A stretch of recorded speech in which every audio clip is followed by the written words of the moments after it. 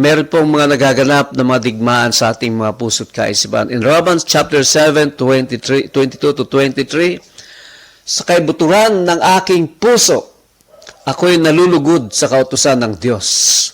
Ngunit may ibang kapangyarihan sa mga bahagi ng aking katawan na salungat sa tuntunin ng aking isip. Binibihag ako ng kapangyarihang ito sa kasalanang naninirahan sa aking katawan. Si Apostol San Pablo man, mga kapatid, sabi niya, no?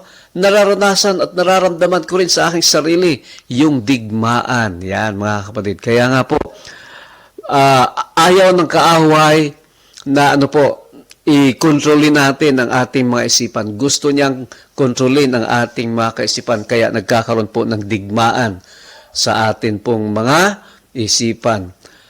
And then, kaya nga po, sabi sa atin yung James chapter 1, verses 14 to 15, but each one is tempted when is drawn away by his own desire and enticed. Then, when desire has conceived, it gives birth to sin, and sin, when it is full grown, brings forth to death.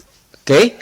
So, kaya nga po, mga kapatid, ay lahat tayo, no, ay nakakaranas ng matukso o tinutukso, no, at tayo po ay nalalayo sa Panginoon sa pamamagitan po ng ating mga pagnanais o pagnanasa. Tandaan po natin, mga kapatid, no, ang kasalanan o ang tukso, mga kapatid, o ang pagkahulog sa kasalanan ay hindi po nagpapasimula sa labas. Tandaan natin yan. Hindi po nanggagaling sa kanino man, no? Kundi nagpapasimula sa ating sarili. Our own personal desires. Kapag meron po tayong pagnanasa, mga kapatid, sa anumang bagay, no, ay doon tayo tutuksohin ng kaaway. Let's say, for example, ako po ay meron pagnanasa na kumain ng chocolate or ng ice cream. Tutuksohin ako ng kaaway niyan. Di ba? Tama ba, Ma'am Joy?